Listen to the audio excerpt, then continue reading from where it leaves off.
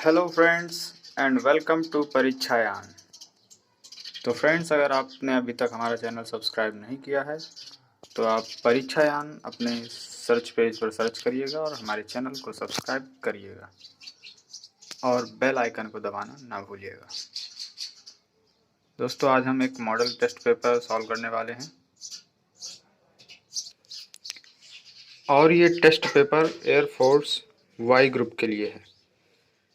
Y group का पहले हम सिलेबस देख लेते हैं। एयरफोर्स वाई ग्रुप के लिए reasoning, numerical series, distance, direction, mathematical operation, number, ranking, time sequence, assign, artificial value, mathematical digit, ये कोडिंग, डिकोडिंग। आपको हालांकि इसका सिलेबस पता होगा। Non verbal reasoning, verbal reasoning, number puzzle, mathematics, reasoning and math दोनों combine होता है। Math में आता है ratio, proportion, LCM, profit loss, time distance, simple trigonometry, area, volume, ये सब इसका पार्ट है। हिस्ट्री भी आते हैं, करंट भी आते हैं। तो आइए आज हम क्लियर करते हैं एयरफोर्स के वाई ग्रुप से रिलेटेड क्वेश्चंस। तो मॉडल क्वेश्चन पेपर शुरू करते हैं। इसमें कम से कम 25 क्वेश्चन हैं, जिसमें हर एक ऑप्शन को हम क्लियर करेंगे। लगभग आपके 70 to 100 क्वेश्चंस आपको इस मॉडल पेपर में पता चलेंगे। चलिए शुरू करते हैं। फर्स्ट क्वेश्चन है, रडार के द्वारा किस जहाज की स्थिति जानने हेतु निम्न में से किन तरंगों का प्रयोग किया जाता है? तो देखिए, रडार द्वारा किसी जहाज की स्थिति पता करनी है तो उसके लिए ध्वनि तरंगे, रेडियो तरंगे, वैद्युत तरंगे, पराश्रव्य तरंगे। तो इसका सही आंसर है रेडियो तरंगे। रेडियो तरंगों के द्वारा ही किसी जहाज की स्थिति को पता किया जाता है। अभी हम बात करते हैं तरंग। तरंग कितने प्रकार की होती हैं? इस क्वेश्चन से रिलेटेड मैं आपको 2-4 पॉइंट और बता रहा हूँ। तो तरंग कितने प्रकार की होती हैं? तो तरंग 2 प्रकार की होती हैं। तरंग कैसी होती हैं?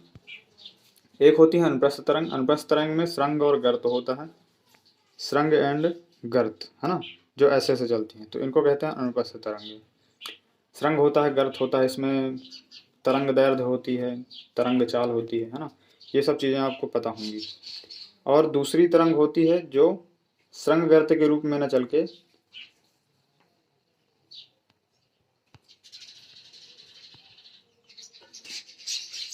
और दूसरी प्रकार की तरंगें होती हैं लॉन्गिट्यूडनल। ट्रांसवर्स वेव को हम बोलते हैं अनुप्रस्थ तरंग। अनुप्रस्थ तरंग यानी कि वही जो श्रृंग गर्त के रूप में चलती है। और दूसरे होते हैं लॉन्गिट्यूडनल। लॉन्गिट्यूडनल यानी कि अनुदैर्ध्य तरंग। अनुदैर्ध्य तरंग कैसे चलती हैं? एक दूसरे को धक्का मार मार के। चलिए हम अभी उदाहरण पता करते हैं। ट्रांसवर्स ट्रांसवर्स वेव जो होती है वो प्रकाश एक ट्रांसवर्स वेव है ना, जो श्रृंग और गर्त के रूप में चलती है, वो क्या है? ट्रांसवर्स वेव है। ओके। और लॉन्गिट्यूडनल वेव की बात करें तो साउंड वेव। साउंड वेव जैसे कि साउंड वेव होती है तो वो माध्यम में एक्सेलरेट करती है, वो माध्यम के कणों पर निर्भर करती है ना। तो लॉन्गिट्यूडनल एक बात और है, ये पॉइंट और मिल गया क्या, कि ट्रांसवर्स वेव जो है उनको मीडियम की आवश्यकता नहीं पड़ती, माध्यम पे वो निर्भर नहीं करते। लेकिन जब लॉन्गिट्यूडनल वेव्स होती हैं वो माध्यम पर निर्भर करती हैं। लॉन्गिट्यूडनल वेव का उदाहरण है साउंड वेव, है ना। और ट्रांसवर्स वेव यानी कि अनुप्रस्थ तरंगों का उदाहरण है कौन? प्रकाश का वेग, है ना। ये सब चीज़ें मैं समझ रहा हूँ कि क्लियर हो गई हो। तो रेडियो तरंगें ये अनुप्रस्थ तरंगें होती है। ध्वनि तरंगें कैसी होती हैं? तो लॉन्गिट्यूडनल वेव्स होती हैं, यानी कि अनुदैर्ध्य तरंगें होती हैं। वैद्युत तरंगें यानी कि इलेक्ट्रिक वेव्स। इलेक्ट्रिक वेव्स यानी कि ये भी ट्रांसवर्स वेव ही होती हैं। ओके। और पराश्रव्य तरंगें, पराश्रव्य तरंगें आपको पता होगा, ऐसी तरंगें जो पराश्रव्य तरंगें यानी कि जो तरंगें 20,000 हर्ट्ज से ज़्यादा होती हैं उनको पराश्रव्य तरंग कहते हैं, जिनको हम सुन नहीं सकते, है ना। आई होप आपको ये सब क्लियर होगा। पराश्रव्य तरंगों के बारे में और थोड़ा बात करते हैं। पराश्रव्य तरंगें तरंगें 3 प्रकार की होती हैं सुनने के आधार पर। एक अवश्रव्य तरंगें, अवश्रव्य तरंगें जिन्हें हम सुन नहीं सकते हैं। और दूसरी होती हैं श्रव्य तरंगें। श्रव्य तरंगें यानी कि जिनको हम सुन सकते हैं। अवश्रव्य तरंगों की तरंग दैर्ध्य कितनी होती है, उनकी आवृत्ति कितनी होती है अवश्रव्य की? 0 to 20 डेसिबल। और श्रव्य तरंगों की तरंग दैर्ध्य आवृत्ति कितनी होती है? तो वो होती है 20 हर्ट्ज to 20 किलो हर्ट्ज, यानी कि 20,000 हर्ट्ज तक। और पराश्रव्य तरंगों की तरंग दैर्घ्य कितनी होती है? तो 20,000 हर्ट्ज से ऊपर, है ना, 20,000 हर्ट्ज से 20 किलो हर्ट्ज से ऊपर। और पराश्रव्य तरंगों का उपयोग हम किसी भी जहाज से हम किसी समुद्र की गहराई नाप रहे हैं तो वहाँ पर पराश्रव्य तरंगों की को यूज किया जाता है। ओके, सो ये हुआ पहला क्वेश्चन। अभी हम बात करते हैं सेकंड क्वेश्चन के बारे में। औरंगजेब द्वारा सिखों के कौन से गुरु को मृत्युदंड दिया गया था? औरंगजेब द्वारा, इसका सही आंसर है गुरु तेग बहादुर। गुरु तेग बहादुर को औरंगजेब द्वारा जो है मृत्युदंड दिया गया था। और पहला ऑप्शन है हमारा गुरु अर्जुन देव। तो गुरु अर्जुन देव जो थे सिखों के 5वें गुरु थे। सिखों के 5वें गुरु थे अर्जुन देव। और इनके बारे में एक चीज़ कि गुरु अर्जुन देव ने ही अमृतसर नगर में जो आपको सिख मंदिर मिलता है, कौन सा सिख मंदिर? सिख मंदिर जो स्वर्ण मंदिर कहते हैं, गुरु अर्जुन देव सिंह ने ही बनवाया था, है ना। तो ये गुरु 5वें गुरु थे। और गुरु गोविंद सिंह के बारे में आपको पता होगा, ये सिखों के 10वें गुरु थे और इन्होंने खालसा नामक पंथ की स्थापना की थी। और गुरु गोविंद सिंह ही जो थे उन्होंने 5 ककार यानी कि केस कंघा और कच्छा, केस कंघा कच्छा कृपाण और एक का से था, केस कंघा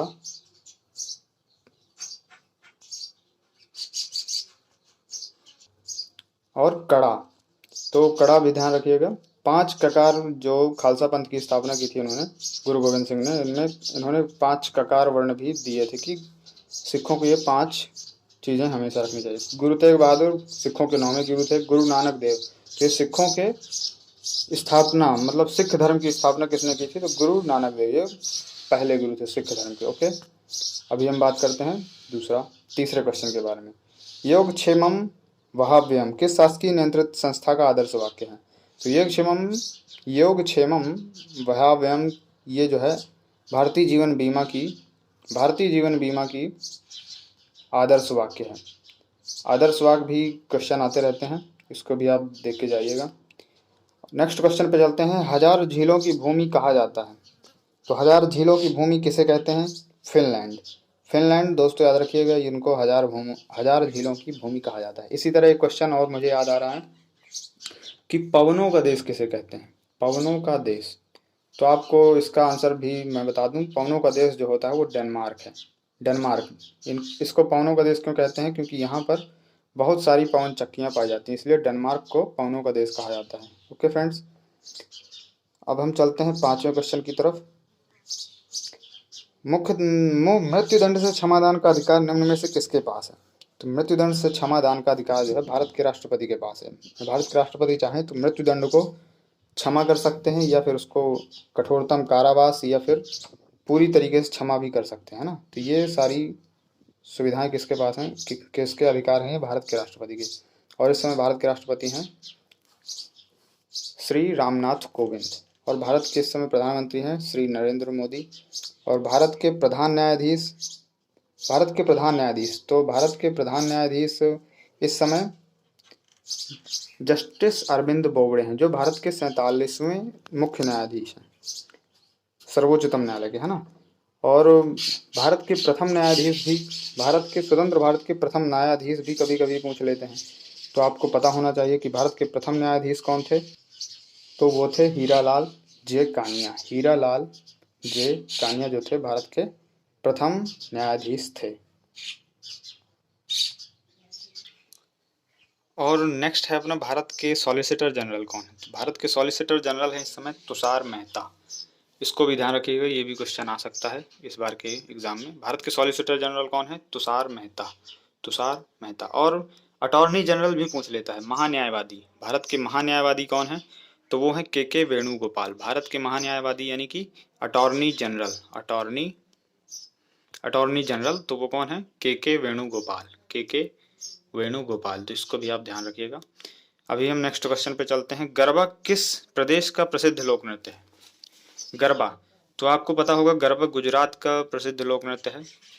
गुजरात में गरबा खेला जाता है गुजरात में, और गुजरात में डांडिया अभी हम सभी राज्यों की बात करते हैं। पंजाब, पंजाब में क्या है? भांगड़ा, भांगड़ा फेमस है पंजाब में। पंजाब का लोक नृत्य क्या है? भांगड़ा। और आंध्र प्रदेश, आंध्र प्रदेश का बहुत ही फेमस लोक नृत्य है जिसको हम बोलते हैं कुचिपुड़ी। तो कुचिपुड़ी, आप इसको ध्यान रखिएगा, कुचिपुड़ी, कच्ची पूड़ी, आधी कच्ची पूड़ी। आंध्र प्रदेश आधी कच्ची पूड़ी, है ना। कच्ची पूड़ी यानी कि कुचिपुड़ी। कुचिपुड़ी लोक नृत्य है कहाँ का? आंध्र प्रदेश का। ओके। और गुजरात का हो गया गरबा, पंजाब का हो गया भांगड़ा। ओके। गुजरात में डांडिया भी खेला जाता है, गरबा भी खेला जाता है। Okay friends. अब नेक्स्ट क्वेश्चन की बात करते हैं। अमेरिका के किस विशेष कार्य बल द्वारा आतंकवादी ओसामा बिन लादेन को खोजा व मारा गया था? तो इसका आंसर है नेवी सील्स। नेवी सील्स के द्वारा भारत वो ओसामा बिन लादेन को मारा गया था, नेवी सील्स के द्वारा। ओके। अभी हम नेक्स्ट क्वेश्चन पे चलते हैं। 8वां क्वेश्चन अब शुरू होता है। यदि 5+2√3/7+4√3 इक्वल टू a+b, तो a व b का मान बताना है ना। तो इसका सोल्यूशन हम, चलिए आपको सॉल्व करके दिखाते हैं। जैसे ये है क्वेश्चन, तो इसमें मल्टीप्लाई करेंगे किस चीज़ का? मल्टीप्लाई करेंगे 7-4√3/7-4√3, है ना। इसी तरह से सॉल्व करेंगे। तो अभी इसका मल्टीप्लाई करिए। 7 5 जा 35 माइनस 5 चौको 20/√3, 7 दूना 14 माइनस ये हो गया प्लस 14/√3, और माइनस प्लस माइनस माइनस 4 दूना 8, 8 त्रिक 24, ये 24, ये आ गया ऊपर का पूरा चीज़। तो 24 में से 25 गया, 24 में से 25 गया, 11 आ गया, माइनस 20/√3, 14/√3, ये बचा कितना? 6/√3 माइनस के साथ। ओके। तो अभी हम होल्ड फॉर 1 सेकेंड, इसको मिटा देते हैं।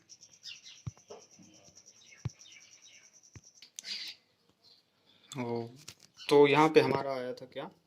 11 - 6/√3, और हमें पता होता है a+b, a-b, a+b और a-b का मल्टीप्लिकेशन क्या होता है? a² - b²। तो ये था 7+4/√3, और इसी के साथ 7 - 4/√3, तो ये 7 7 49, और माइनस 4 चौको 16, 3 16 32 16 3 48, तो ये आ गया 49 - 48 इक्वल टू 1। इसका टोटल आंसर क्या आ गया? 11 - 6/√3/1। यानी कि अब यहाँ पे हम कंपेयर करेंगे तो ये देखिए, a की वैल्यू कितनी आ गई? 11, और b की वैल्यू कितनी आ गई? -6। सो इसका आंसर हो गया C। ओके फ्रेंड्स, ये हालांकि अभी स्क्रीन, सो इसका आंसर क्या आ गया फ्रेंड्स? C आ गया। Okay, C answer is a correct answer. अभी हम दूसरी बात करते हैं। सेकंड क्वेश्चन है ये, 9th क्वेश्चन। दो स्टेशनों x और y के बीच की दूरी 778 किलोमीटर है। एक रेलगाड़ी x से y तक 84 किलोमीटर प्रति घंटा की चाल से तथा वापसी की यात्रा 56 किलोमीटर प्रति घंटा की चाल से तय करती है। पूरी यात्रा के लिए रेलगाड़ी की औसत चाल किलोमीटर घंटा में ज्ञात कीजिए। तो देखिए, इसका फॉर्मल तरीका क्या है, मतलब कि अगर मेथड वाइज जाया जाए तो पहले हमें फर्स्ट दूरी के द्वारा, जो फर्स्ट चाल के द्वारा कितना टाइम लिया गया और सेकंड चाल के द्वारा कितना टाइम लिया गया 778 को, तो हम टोटल दूरी, total distance upon total time, total taken time, है ना। टोटल टेकन टाइम यानी कितनी दूरी तय की गई और कितना टाइम लिया गया दोनों बार में, है ना। इस तरीके से सॉल्व करेंगे। इसका डायरेक्ट फार्मूला आप देख लीजिए, 2 मल्टीप्लाई, इसका जो डायरेक्ट फार्मूला होता है वो क्या होता है? 2 पहली बार की चाल, दूसरी बार की चाल अपॉन x + y। इससे डायरेक्ट सॉल्व कर सकते हैं। तो सॉल्व करिए। 2 मल्टीप्लाई 84, 84, और दूसरी है 56, हाँ, अपॉन 56 + 84, ये हो गया 6 4 10, और 8 5 13 1 14, 140, है ना। तो 2 7 14 70, 35 दूनी 70, 4 दूना 8, 42 चौका 88, 42 दूनी 88, 35, 7 8 56, 7 5 35। सो ये टोटल क्या आ गया? 42 मल्टीप्लाई 8/5, 42 मल्टीप्लाई 8/5, है ना। 8 दूना 16, 4 8 32, 32 1 33/5, 8 दूना 16, 8 चौको 32, 1 33 बटे 5, 5 छक्का 30, 5 सत्ते 35.2 है ना। इसका आंसर क्या आ गया 67.2। तो ये आपको फर्स्ट ऑप्शन में दिख रहा होगा। और अगर इसको आप मेथड वाइज जाएंगे तो हमने जैसे बताया कि पहले टोटल टाइम टेकन और total distance upon total time taken, है ना, टोटल लिया गया समय, है ना। इस तरीके से लंबा मेथड जाएगा, इससे भी हो सकता है ना, ये मतलब प्रॉपर मेथड है। और शॉर्टकट में 2xy upon x plus Y. चलिए नेक्स्ट क्वेश्चन की तरफ हम चलते हैं। तो नेक्स्ट क्वेश्चन है कि 50 प्रेक्षणों का माध्य 36 है। बाद में पता चला कि एक प्रेक्षण 48 को गलती से 23 ले लिया गया है ना। तो प्रेक्षणों का सही माध्य क्या होगा? तो अब यहाँ पे क्या है, 48 को गलती से 23 ले लिया, यानी कि घट गई हमारी जो माध्य थी, माध्य यानी कि उसका औसत जो था वो घट गया। तो अब उसके औसत को बढ़ाना पड़ेगा। तो उसके औसत को कैसे इसको कैलकुलेट करेंगे? तो 50 प्रेक्षणों का माध्य 36 है, तो 36 हो गया। अब हमारा जो टोटल माध्य है उसमें कितना अंतर आ गया? 48 में से 23 यानी कि 5 2 25 का अंतर आ गया। 25 क्या होना चाहिए था? इसने घटा दिया है, 48 की जगह 23 लिख दिया है, लेकिन 25 और बढ़ाना चाहिए था। तो प्लस 25 बढ़ाना चाहिए था। अब ये 25 जो बढ़ा है ये 50 प्रेक्षणों के लिए बढ़ा है, तो 50 माध्य प्लस जितना अंतर आया उसका माध्य, है ना, 50 लोगों के लिए। तो ये 25/2, 25 तो 25 दूना 50, 1/2 यानी कि 0.5। तो इसका आंसर क्या आ गया? 66.5, है ना, 36.5। ओके, तो आपको ये आंसर में दिख रहा होगा D option is the correct option. Okay, next question की बात करते हैं। 3 संख्याओं का योग 36 है। यदि पहली और दूसरी संख्याओं का अनुपात 2:3 है और दूसरी और तीसरी संख्या का अनुपात 5:3 है, तो दूसरी संख्या ज्ञात कीजिए, है ना। तो देखिए ए अनुपात बी दिया है और बी अनुपात सी दिया है ना। अब हमें इसका ए बी सी निकालना पड़ेगा पहले। तो हमें पता होता है कि ए और बी का अनुपात कितना है? 2:3, है ना। और ऐसे ही B/C तो 5:3। इसको हम कैसे निकालते हैं? ABC का डायरेक्ट अनुपात, तो 5 दूनी 10 अनुपाते 5 तियाँ 15 और ऐसे ही 3 जा 9, है ना। तो ये किसका अनुपात आ गया? A अनुपात B अनुपात C। A अनुपात B अनुपात C का अनुपात है क्या? 10:15:9। ओके, 10:15:9 ये क्या है? ABC का अनुपात। तो चलिए यहाँ पे हम लिख देते हैं 10, 15 और 9 ये क्या है? ABC का अनुपात है। अब इन 3 संख्याओं का योग कितना है? 136। तो हमने माना कि एक संख्या x है, तो a क्या हो गया? 10x plus 15x plus 9x। ये हालांकि नॉर्मल मेथड आपको भी याद होगी, इक्वल टू 136। ओके, 136। तो 9 5 14 24, 24 10 34, तो ये हो गया 34x इक्वल टू 136। 4 चौको 16, 4 तियाँ 12, ये 4 टाइम्स जाएगा। x इक्वल टू 4 आ गया, x इक्वल टू 4 आ गया। अब x इक्वल टू 4 आने के बाद इसने क्या बोला है? दूसरी संख्या बताइए। x इक्वल टू 4 आ गया और हमें अनुपात पता है 10:15:9। ओके, 10:15:9। ओके फ्रेंड्स, तो x इक्वल टू 4 है, तो दूसरी संख्या ज्ञात कीजिए। तो 15 अनुपात के साथ है, तो 15:15 चौको 60, 15x इक्वल टू 15 चौको 60। तो इसका आंसर है सी। ओके फ्रेंड्स, ये क्वेश्चन सॉल्व हो गया। आगे चलते हैं। 45 व्यक्ति एक काम को 16 दिन में करते हैं। देखिए 45 व्यक्ति किसी काम को 16 दिन में करते हैं। 6 दिन काम करने के बाद 30 व्यक्ति और शामिल हो जाते हैं। 30 व्यक्ति और शामिल हो जाते हैं। अब सभी को बचा हुआ कार्य समाप्त करने में कितने दिन और लगेंगे, है ना। तो चलिए बात करते हैं। 45 आदमी एक काम को 16 दिन कर सकते हैं। 45 आदमी एक काम को 16 दिन में कर सकते हैं। 6 दिन काम करने के बाद 30 व्यक्ति और शामिल कर दिए। 6 दिन काम हो चुका है। चलिए बात करते हैं। 6 दिन काम हो चुका है। ओके, यानी कि 6 दिन लग चुके हैं। अब अगर 30 व्यक्ति और जोड़ दिए जाएं तो बचा हुआ काम कितने दिन में? यानी कि 10 दिन का जो काम बचा है, 10 दिन का जो काम बचा है उसको 45 व्यक्ति कितना काम किया? मतलब 45 व्यक्तियों द्वारा 10 दिन में किया गया कार्य बराबर ये हो गया, है ना। वर्क कितना हो गया? अब यही बोल दिया है कि अगर 30 व्यक्ति और जोड़ दिए जाएं, 30 व्यक्ति यानी कि 75 व्यक्ति हो गए, तो इनको कितना दिन लगेगा, है ना। तो इनको भी इतना ही कार्य करना है, जितना ये कार्य है उतना ही 75 व्यक्तियों को भी कार्य करना पड़ेगा, है ना। से 6 दिन पहले ही लग चुके हैं, 10 दिन का कार्य 45 के बराबर बराबर 75 दिनों का x दिनों के बराबर। ओके, तो वर्क दोनों का इक्वल कर देना है। तो 15 पना 75, 15 × 45, 3 × 5 = 15, x इक्वल टू 2, है ना।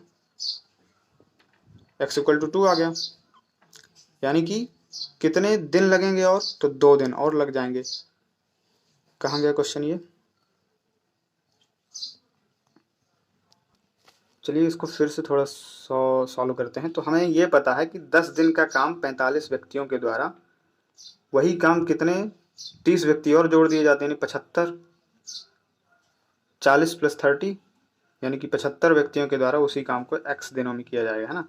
तो 25 यानी कि 15 × 75, और इसको ऐसा करते हैं, 1 सेकेंड, 15 से कट करते हैं, 15 × 75 और 15 × 3 = 45, 5 दूनी 10।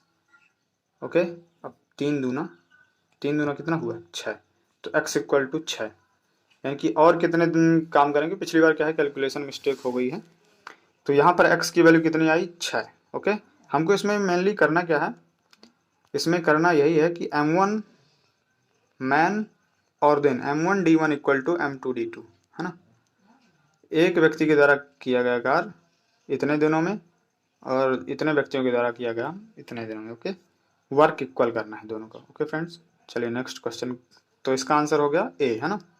नेक्स्ट क्वेश्चन की बात करते हैं। ज्ञात करो किस राशि पर 10% वार्षिक ब्याज की दर से 3 साल के चक्रवृद्धि ब्याज और साधारण ब्याज का अंतर 31 होगा। देखिए बहुत ही अच्छा क्वेश्चन है, इसी तरह क्वेश्चन एयरफोर्स में आते हैं। तो चलिए इसको सॉल्व करते हैं इस क्वेश्चन को। हमें पता है कि वार्षिक ब्याज 10% है और 3 साल का चक्रवृद्धि ब्याज। तो पहले 3 साल का चक्रवृद्धि ब्याज निकालने के लिए हम क्या करेंगे, compound interest equal to P multiply 1 + r/100 की पावर n - 1। ये क्या हो गया, कंपाउंड इंटरेस्ट। तो कंपाउंड इंटरेस्ट माइनस साधारण ब्याज को होता है P × r × n t/100। Okay, तो अभी यहाँ पर कंपाउंड इंटरेस्ट हमारा मान लिया P = x, है ना। x ये आपको मैं प्रॉपर मेथड बता रहा हूँ। 10% की दर से, तो ये हो गया 11/100, 11/100 n हो गया 3, समय हो गया 3 वर्ष, यानी कि 1331 बटे 1000 -1, ये हो गया पूरा टर्म। कौन सा, जो चक्रवृद्धि ब्याज है। Okay, -x। ओके, ये P होता है -PRT। P हमने x और R 10 और समय 3 वर्ष के लिए, तो 3 वर्ष का हमारा आया /100, 30x/100। इसको देखिए ये आ गया 1331 में से 1000 घटाएंगे, 1 सेकेंड, 1331 में से 1000 घटाएंगे तो आ गया ये 1331 में से 1000 घटेगा तो 331x/1000, और यहाँ पे आएगा जो अपना साधारण ब्याज वाला था तो 30x/100। इसको भी 1000 कर देते हैं तो ये आ गया 300x, यानी कि 31x = 31। ये जो क्या था, डिफरेंस था, यहाँ पर दिया गया है किस साधारण ब्याज और चक्रवृद्धि ब्याज का अंतर क्या है, 31 हो जाता है। ओके, तो 31x = 31। ओके, तो यानी कि x = 1, यानी कि यहाँ पे आया क्या, 31x/1000 इक्वल टू 31, है ना। यहाँ पे क्या दिया गया था कि अंतर 31 है, 31x = 31, तो x = हमारा क्या आ गया, 1000। ओके, x हमने क्या माना था, मूलधन। तो यहाँ पर हमें पता चल गया क्या कि वह राशि क्या है, तो वह राशि है 1000। ओके फ्रेंड्स, नेक्स्ट क्वेश्चन की बात करते हैं। वह न्यूनतम संख्या ज्ञात करो जिसे 8, 12, 20 और 25 से विभाजित करने पर प्रत्येक दशा में 5 शेष प्राप्त रहता हो, है ना। तो इन सब का एलसीएम लेंगे, 8, 12, 20 और 25। होल्ड, 8, 12, 20 और 25, इसका एलसीएम लेंगे तो हमें वो संख्या मिल जाएगी जो कि इनसे विभाजित होती है और प्रत्येक दशा में 5 शेष रहे तो उसमें 5 अलग से जोड़ देंगे, हाँ। तो इसको एलसीएम करते हैं, 4 दूना 8, 4 तीन 12, 4 पंचे 20, 25, है ना। 5 से फिर कट करेंगे तो 5 5 5 5 25, तो 5 5 जा 25, 4 दूनी 8, 3 24, 24 24 मल्टीप्लाई 4 दूनी 8, 4 8 3 24, 24 पंचे 24 पंचे, क्या है ये एलसीएम है, तो इसको 4 2 3 5 और 5 25 मल्टीप्लाई 24, ओके। तो ये आंसर आएगा 600, okay. 24 multiply 25, 24 multiply 1 second, 24 multiply 25 equal to कितना 600, तो इनका एलसीएम कितना आया 600। अब ऐसी संख्या जिसमें 5 शेष रहे तो 600 प्लस 5, तो इसका आंसर क्या आ गया 605, ओके। इसका आंसर हो गया बी, ओके फ्रेंड्स। चलिए नेक्स्ट क्वेश्चन की बात करते हैं। यदि एक आदमी अपनी आय का 75% खर्च करता है, यदि उसकी आय में 20% की वृद्धि हो और खर्चों में 10% की वृद्धि हो तो उसकी बचत में प्रतिशत वृद्धि ज्ञात कीजिए, ओके। चलिए उसकी आय का 75% वो खर्च करता है, ठीक। उसकी आय में 20% की वृद्धि हुई। चलिए बात करते हैं, एक आदमी अपनी आय का 75% खर्च करता है, यानी कि यहाँ पे लिख देते हैं आय, आय आय कितनी है, उसका खर्च कितना है, उसका जो खर्च है वो कितना है और उसकी बचत कितनी है, ठीक है। 3 पैराग्राफ बनाते हैं, इसमें जल्दी सॉल्व होगा। आय मान लीजिए 100 है, 75% वो खर्च करता है, बचत उसकी कितनी हो गई 25, ठीक। अब उसकी आय में 20% की वृद्धि हुई, यानी कि उसकी आय हो गई 120 और उसके खर्चों में 10% की वृद्धि हुई। खर्चे में 10% की वृद्धि यानी 75 का 10%, तो 75 का 10% जब आप निकालेंगे तो ये आएगा 87.5, ओके।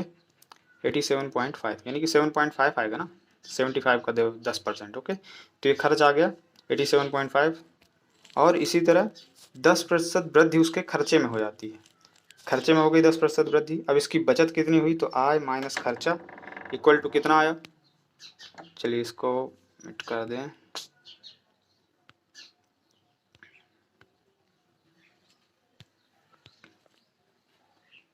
ओहो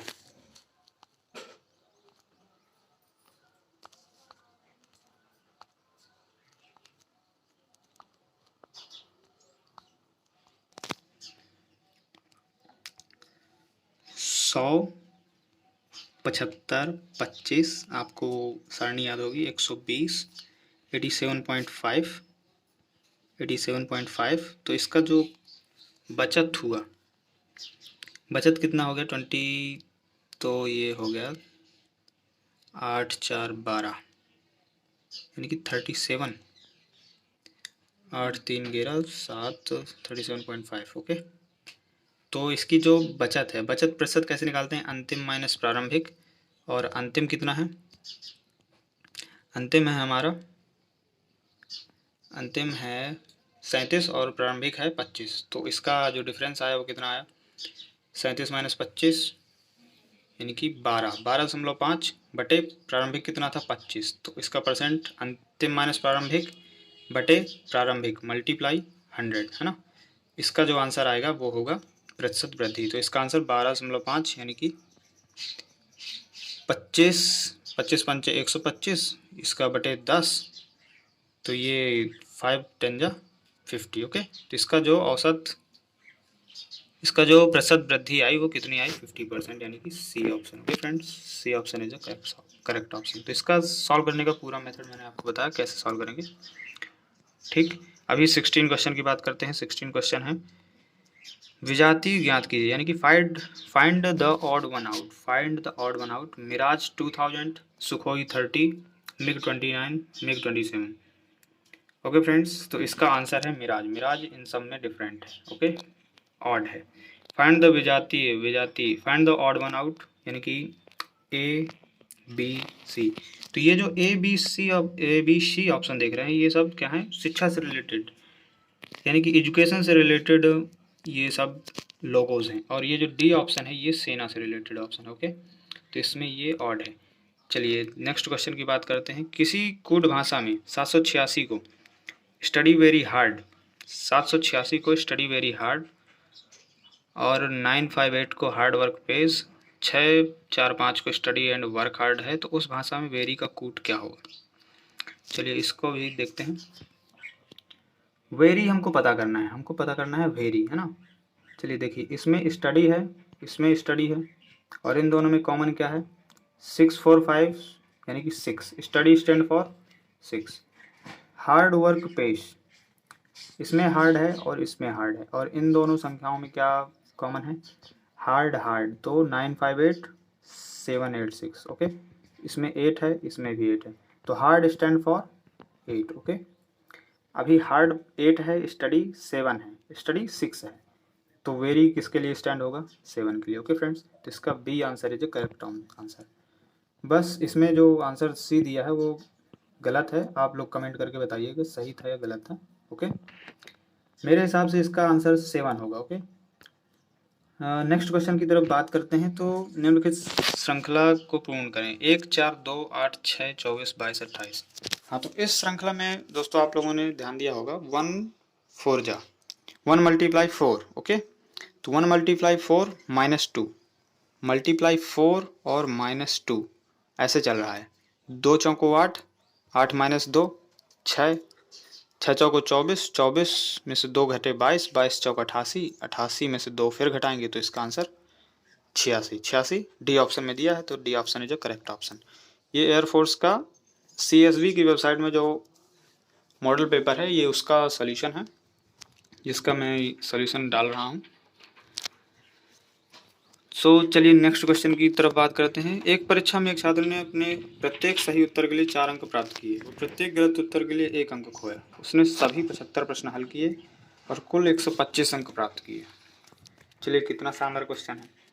यानी कि जो वो क्वेश्चन सॉल्व करेगा, माना कि उसको प्लस अंक मिलेगा कितना, 1 सेकेंड, तो 4 अंक प्लस में मिलेंगे और -1 होगा, -y होगा। ओके, इक्वल टू उसने कितने अंक प्राप्त किए, 125 अंक प्राप्त किए। और उसने जो सवाल था, सभी प्रश्न, कितने प्रश्न हल किए, तो x plus y equal to कितने सवाल सॉल्व किए, -y हमने इसलिए किया क्योंकि 1 माइनस होना था, और उसने x + y करके 75 क्वेश्चन किए, तो यहाँ से हम x और y की वैल्यू निकाल देंगे। ओके, सही किए गए प्रश्नों की संख्या निकालनी है, तो 75, चलिए इन दोनों को सॉल्व कर देते हैं। तो ये x y कट गया, ये 5x इक्वल टू 5 5 10 12 7 19 1 20, यानी कि x equal to 40, x equal to 40, यानी कि x इक्वल टू 40, तो y कितना आ गया, y कितना आ गया। तो हमने यहाँ पे बात ही की थी कि x जो है वो सही क्वेश्चंस के संख्या है। ओके, तो यहाँ पे जो सही क्वेश्चंस की संख्या है तो 40, x इक्वल टू 40 आया था। तो ऐसे ही सॉल्व करेंगे इन तरह के क्वेश्चन को। अगला क्वेश्चन है, दी गई सारणी को